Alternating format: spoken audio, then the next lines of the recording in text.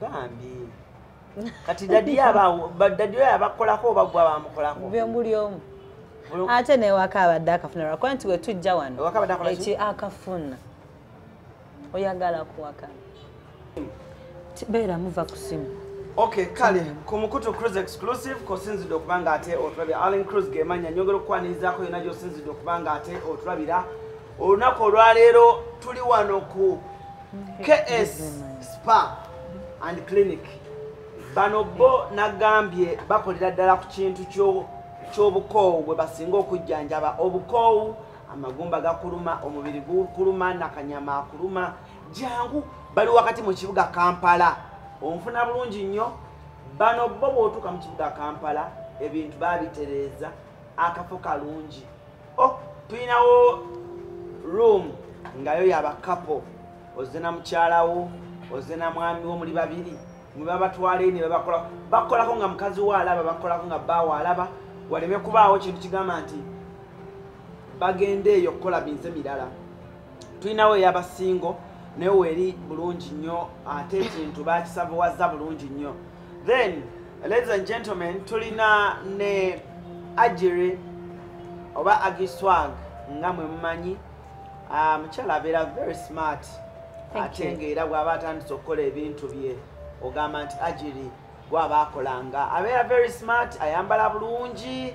Side eri tulina Jack naye musajja wasimbo nnyo musajja naye abeera smart simanyi Jack takyambala bupale bwe naye bwe mumulaba namwe mugamba nti Brisha yabomugobamu.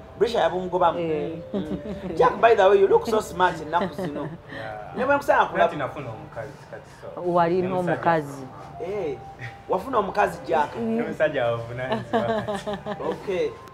So then show yaffe eno ey'olunaku olwaleero eri proudly powered by KS Spa Clinic. Tuli ku mikutu gyonna Instagram, Facebook, TikTok wonna wetuli bulungi nnyo. Mu ssaawa eno munzikiriza ate mbanjulire Kush wali nnyo bulungi alina emmami tewali amugambako. Omanyi by the way mwe temukimanyi naye Kush bw'abeera ne Ajiri olabira ddala ngo obulamu bwa Kush bwonna buteredde n'obwange era nze actually abaana b'Ebonies baŋŋamba Ajiri bw'ofulumamu eggwanga n'ogenda mbu Kush atandika okutambula simanyi nga ayambaddemu ebisando tategereka bulungi naye mbu bw'obeerawo bannanga akaana kabakanyirira. Nze waliwo omukazi w'e Canada eyankubidde naŋŋamba Alani kakushaako ne mugaawo waayi naye takinkola mugamba abikireke naŋŋamba nze abantu bantuukiridde nga akakuushi ne mbagamba munaye kuushi oyo mulaba bwe bulamu bwa Ajiri kwe butambulira. Kuushi bali kwagala mami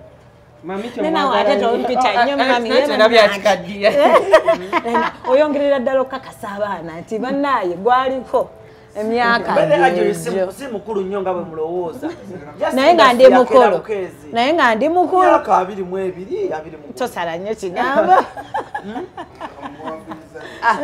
Then kuside wano nina the beautiful boss of ours muwala muto ayina akazigo mukirabye smile kyekyo yenna nnyini wano banaye abawala abatonga muli bakozi nga mwekozesa gye muli eyo mwekubireko ku bugalo buli omanyi nti oli muwala eyo oli muto Ajiri teweekubiddeko bugalo muwala muto ayina gundi ye Spa ennungi nnyo nga bw'ogiraba. Obusenge bunyira bambi olina abaana abayonjo ntuuseko munda eyo nga wawunya bulungi era mbadde nze ngenda sivaayo. Wayonjo wawunya bulungi balinga nga abakiliininga buli second. Naawe oli muyonjo oli mufumbo byebyo nno okivuddemu taata mufumbo saagala muntu yenna nga atumira ku mwami wo tabiwulira byoyogera. Daddy K-Star nkutumiddeko. Daddy ani? Daddy K-Star. Daddy K-Star? Anna kituufu gyali. Byebyo nno kale Daddy Kester. But otherwise show bwe tubetandise olunaku olwaleero. Hayi tunaakola ki? Omwana yeebambi. Nze nkusimyako kimu kuba mukozi. Amina. Ffe tugenze mu bifo by'abantu tebatuwadde ku byokulya de ka juice. Tukedde wano fruits ze zisoose ndowooza emmere yeegenda osembayo. Ejja. Okay. Tuline Ajiri, Prince, tuline Kush, tuline Madamu waffe. Introduce yourself. Buuza ku bantu abali eyo tandikirawo. Banaya abalabi baffe abasho yaffe ya Alan Cruz. Tusanyuse nnyo okulabikibwako ku mutimbagano guno nga nze Madamu Karungi Sheila. Yes. Nze CEO wa KS Spa Clinic and CEO KS Beauty Hub. Tuli located wano Kampala Road in between Mapera and Church House. Makati g'ekibuga atwetaase kasitotuuka ku Mapera buuza KS Beauty Hub ojja kuba otutuukako bulungi. Mukola ne delivery? Yes, sebo. Delivery ya spa yebeetya? Ate tukola delivery ya spa. Engeri ekifo kyaffe gye kiri makati g'ekibuga buli omu asobola okututuukako. Parking? Weeri wansi awo ku DFCU Bank parking weeri. Parking weeri? Iye. Sente z'ebisale biyimidde bitya? Iye tulina prices ntono nnyo za wansi nnyo. Ekifo kyaffe kinyirira naye prices za wansi nnyo. Twakikola nti abantu ba wansi nabo yes, teri muntu wa wansi naye twakikola nti buli muntu asobole affordinga ekifo kyaffe ajja afuneko experience ya bino ebintu kuba waliwo abantu abamu abatafuna experience because of the prices, but our prices are very low. Omuntu yenna ajja wano at least ayina kyasobola okola oba massage oba scrub oba waxing oba steaming. Zonna gundi za massage weziri, types of massage zonna weziri? Yes, tulina aerotherapy, tulina deep tissue, tulina head massage, zonna weziri. Ate body to body? Tetugirina sebo. Abaana abadde amanyiza abaana abo bansobera abo abalabi abo baagala body to body. Neze nabagambiddewo wano nedda Ajiri body to body posting ayo ne papa. Yensonga lwaki ndi wano ne Papito. It's only couples, strictly couples here. Yes. N'abakyala bokka. Kitegeeza balina okujja ne marriage certificate. Nedda kati buli ojjano of course waliyo abali mu process. Abakawundo kakubye eddinisa nabo gye bali naye ng'oli mwagalwawo. You get, but as long as you come with your partner, we are good to go. You get. Era kyobola akaroom ka couple weekali specifically nga ka couple eri waliyo single ate nga abeera mukyala. Kidamu Alan eno wabakyala eri couple. Yes. Single money. Anti Shira. Kati bwenzija nze kate bankolako. Tetukolako naddala massage oyo abaana baffe ab'obuwala abo kale kirina engeri gye kirabikibwamu a society gye tulimu. Ba clients baffe wansi eyo bwe balaba nti nno tukola tulina mbu happy ending biki kirina engeri gye kyonoonamu reputation. Happy ending yako nze mpuli abantu bakoogera kitegeeza ki? Katuve ku kamera. Katuve ku kamera naye nja kunnyonnyola. Si kalungi. Kala kakaluma. Ka promoting obwenzi. Babeyo nga bakusunaasuna babi babiki. Kyobola bagamba jangu n'omukyala oba n'omwami wo couple. Oba girlfriend oba boyfriend. A professional spa. Si ekitegeeza. It is a professional spa. Kujja kujjanjaba. Si kujja kwegatta n'abaana baagala okwegatta. Okwefiiza. Baana b'oku social media okwo. Wamma obadde okyaŋŋamba. Wano bw'ojja wekka omusajja tebakukolako. Mpozi ng'ozzenga mu waxing. Waxing ate that is maybe beards. Ng'ekifuba naye abaami abamu bajja ne intentions zaabwe endala omukozeeko massage yekka omwana aliyeeyo yokka ajjukira akasenge kabeera kaggale so munange tuba tetwagala kwejjamize. Lindako abaami abamu bw'ayingira spa baba bamukolako ng'ate atandika okusabiriza. Ng'atega ekibazo Papito nga bimanyi nnyo. Wamandishira ye mwewala byetwewala ne bakasitoma baffe baba bagamba nekye bagamba mu sipa ya gundi eyo waliyo emize bwenjiti tetwagala bakasitoma baffe kutwennyamira twagala bakasitoma kwennyamira yagala basigale nga batuwa ekitiibwa kyaffe kyebabadde nga batuwa kitegeera nti wali balenzi bakola massage nedda waliwo bawala iye bati omukazi ng'ali singa asobola okujja iye abakyala ng'ali lubuto azitowereddwa tulina bupakeges bwabwe ajja ne tumunyiganyigako omugongo olubuto olwo amagumba gamuluma naatera okuzaala waliwo wali ekitebe kye bandaze ekirimu ekituli kikola kiti ekyo kya steaming abakyala baba balina okutereeza bulungi amaka kiyambako infections omukyala okubeera nga ali fresh abakyala abamu babeera n'endwadde ezimu wansi so tulina eddagala lyetuteekamu mu kitebe ekyo n'atuulamu muka ne gubeera nga guvaayo wansi nga guyingira obukyala bwe n'abeera nga yeeterezaako katulaba Ajiri tulaba Kush lwaki tuli nabo Ajiri ne Kush twabadde tubasabye twabasaba tukole nabo yes nga bagenda kubeera nga babeera ba ambassadors baffe mu kifo kino kubanga it is a couple so tetwagala kulaga abantu nti no tusosola so we welcome couples era ne tubeerako n'abalala nga basobola okubonga bo bajja kukola ttiimu yaabwe nga batuyambako okutegeeza ku bantu ku kifo kyaffe kino like they let people know more about our place. Yes, they give it an so audience. Brand ambassador. Yes. So yene couple ezimu kuzigenda zisangibwa wano ezikolerawo wano kasupa. Era omuntu aba ayagala okubalabako. Mubeera wano Ajiri. Wetukolera. Wemukolera. Bambi.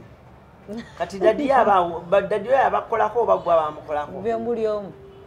Ate ne waka abadde akafunira kwa nti we tujja wano eki akafuna oyagala kuwaka wajja wano ekirungo kyeyongeramu kuba ate abaana abali wano ba professionals bintu babisomerera bamanyi bulungi nnyo ekyokukola amanyi wakwata ku ggumba lya wano aba agenda kutereza ennyingo bweti bw'okwata wano kino kiba kiwona oba okitegeera so kati wetubeera wano ate netufunamu kamasaji ka wano kiba kyanjala it's a different life.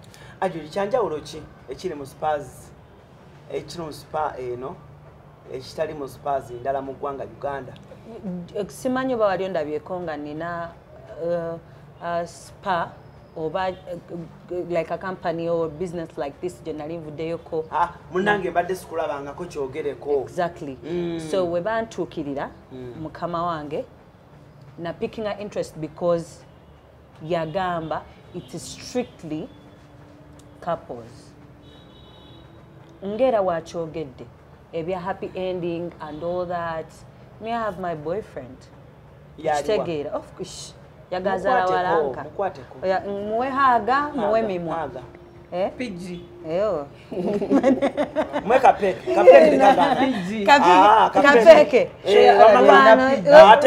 terina wano ku social media so bagamba Segera. So kati I picked interest when nawulira nga waliwo ekyenjawulo because ebiseera ebisinga we the ambassadors tuba kifaananyi kyeyo business so kyonna ekiba kivuddeyo nga si kirungi kyekiba ekifaananyi kyange you understand so we bagamba couples and strictly ladies abasajja ng'ojja buzi just for waxing sibya massage ng'ogenda kweyambula and everything mukimanyi ekibeerayo why not I had to go for it ngamba abasajja of course kati aba mu kisenge abakola massage bamanyi kyekibeerayo nakyo kyolina okubeera ng'oyambala you understand so why not I had to go for it. It was a very, very beautiful deal to go for. Yeah. Bakwadde sente meka? Alhamdulillah. Mashallah. Chichecho. Mashallah. Zezo sente. Ajiri tubulire ku sente. Alhamdulillah, mashallah. mukama wange ze yasiimye nze yanze neyanza nnyo neyanze Kushi wafunye ku sente.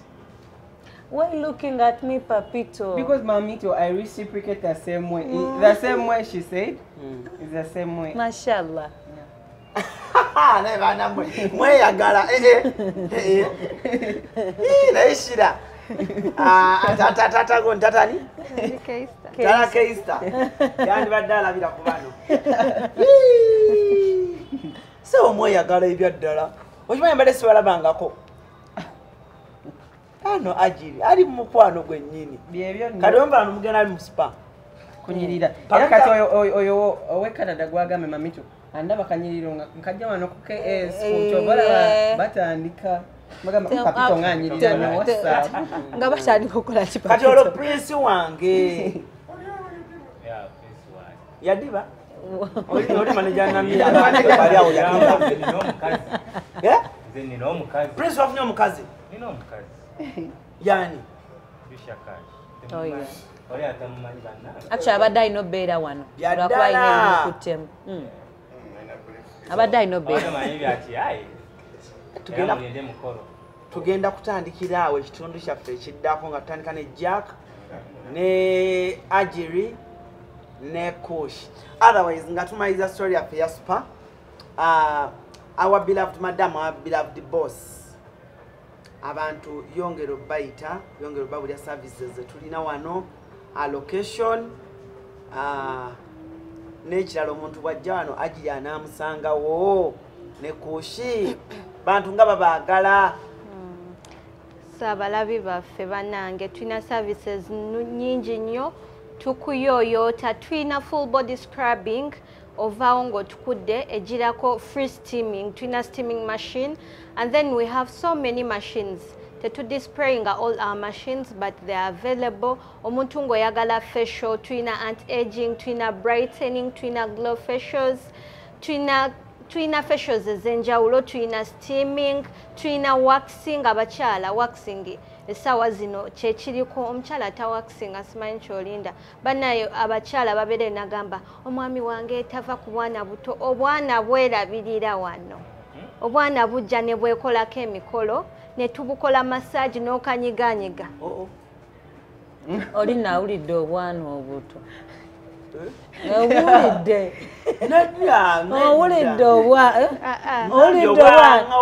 owulidde obwana wena nobeera activated ne buwaxinga nabeera nga kukiye oba viye ng'erabika bulungi edda buto buba ne kuki anti olaba ogiwaxinga kuki ne tugisteaminga nayo yennyini nga we tukola facial nayo yennyini ne tugikolako facial ne tugiteekako mask ne tugiscrubbinga kuki iye ne tugisteaminga tegwerera tesobola kuki nga bw'ogiteeka mu mazzi ate awebere ebooteera n'egira owuliriza oveewo ng'oyizi kubanga watumala ogiyoyota bulungi ebeera nga ya mwana muto n'egonda kuba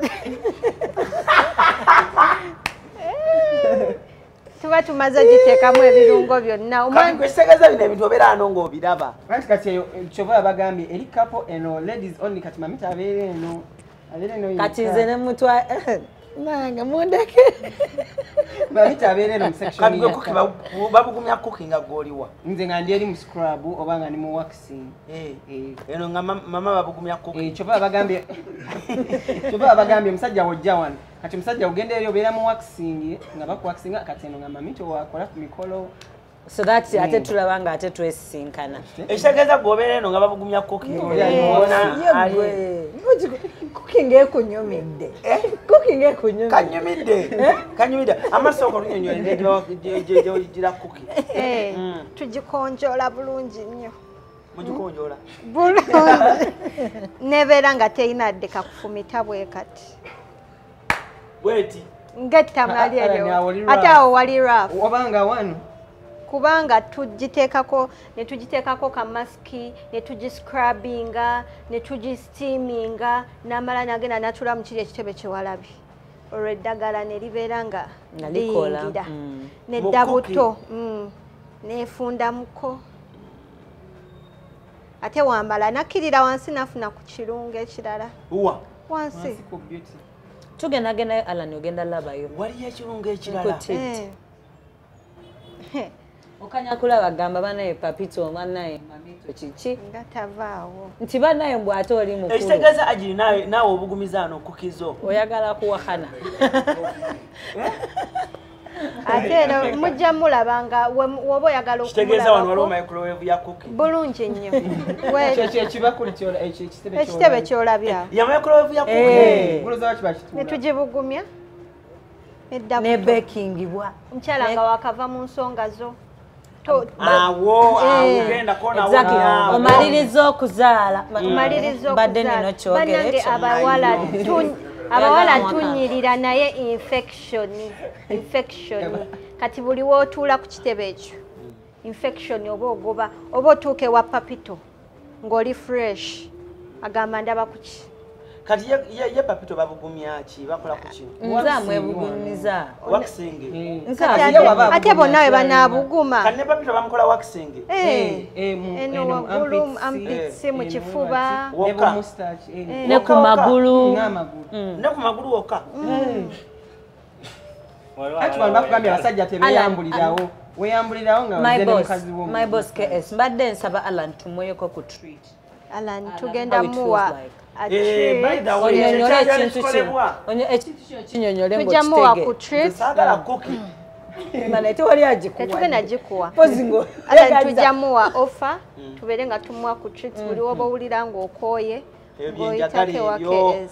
abaana ne bankwatakwatako waneno kususu webati ebyo mbyagala gwe buli wowulira ng'okuba akasimu Agiri alina my personal number ate abaana abo balina abaana tobalengera kyekiri kye twagambye tolina kubalengera gamba mashallah kirekaawo tolengera nnyo yengera bya Allah mashallah mashallah Sheila emiwendo ogambye misaamusaamu nnyo naye mwenyini otukolako mbakolako waliwo abantu abamu nga baba baagala ekintu tukyekwatiremu ngayagala gamba Sheila yabankolako so buli service eri wano manyi ogikola era oba waxing oba scrub oba massage byonna mbikola nze kennyini ekyo nate kirungi nnyo kirungi ddala bampere ku namba z'essimu enamba yaffe eri 0750 18 7279 0750 18 7279 tulina ne MTN 077 280 23 25 amen tweyanza thank you so much kale ngenda balambuzaako Spain nga bwe mbadde mujambi faananyaawo then nawe ayagala ate okwongera ogiraba bwefaanana ebyekola genda ku page ya Agiri ya TikTok ajja kuba ateekayo videos ez'enjawulo batuukira Agiri omugambe njagala genda mu spa yammwe Agiri ajja kuba omusangawo wano ajja kukulagirira ojja tusangawo wano fenna nabagambye nti kuki gikuumenga Alani mu byonna tojjukira waxing w'abasajja ojjukira kuki tuyitaba tojjukira waxing ojjukira kuki kati bagambye abantu baagala nnyo mbu waxing kuki gwera ojja balaba nga bajja nga bagamba makuki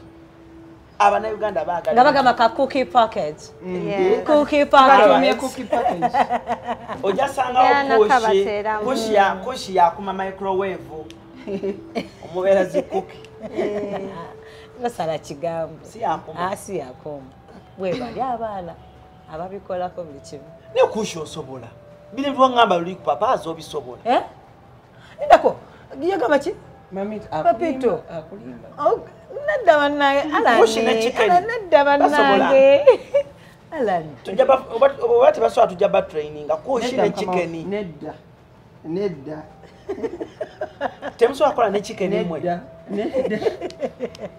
Wamashira badde kuno kusaba kw'abantu abo badde basabye otuweere kushi ne chikeni omulimu nedda nzija wano ne mukazi wange natuze kukola massage sibwe guli mami wakapo togenda kukola na chikeni ala ne obadde Is it?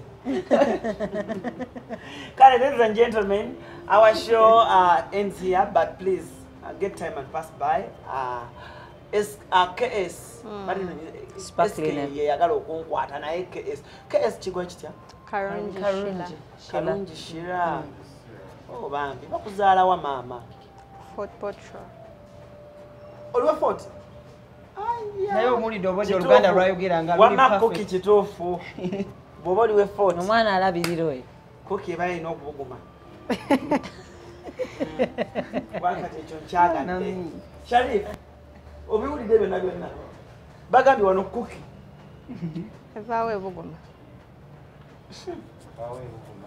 nga eweweera bweti ogibako alaneki siwe mugambye okisuzeeko gyegonda mugambye yegonda okisuzeeko nnyo ne tugamba netabuleesa omukyala onoolaba basomerawo enamba z'essimu enamba y'essimu esooka eri 0741 40 44 25 eya MTN eri 0772 802 325. Then waliwo n'endala eya Airtel eya WhatsApp eri 0750 187 279. Ku mukutu gwa TikTok KS Beauty kweri bagendeyo but following balabe emirimu gyonna gye tukola ki Gyetukola. kuba ate bba abakyala be twasinga okukola ki okukugukamu buli ekikwatagana ku mukyala anything that concerns ladies. And when I talk about ladies, my class ladies out there, you know what I'm talking about. Bamanyi kiki njogerako omukyala yeerabirira ku nsi ya Mukama kuno obanga teweerabirira simanyi kiki oliko. So let them come over, come through at KS Beauty Center. Ogenda kulaba ekintu nga kiri bulungi nnyo ne ku KS Spa Clinic ekintu kibeere maridadi sana. Alhamdulillah tweyanze ngeshira. Thank you so much. Wewe bali ddala coach. I wish you olugendo olungi wano. Muki ngagenda wa Njagala afumbe ku kuki.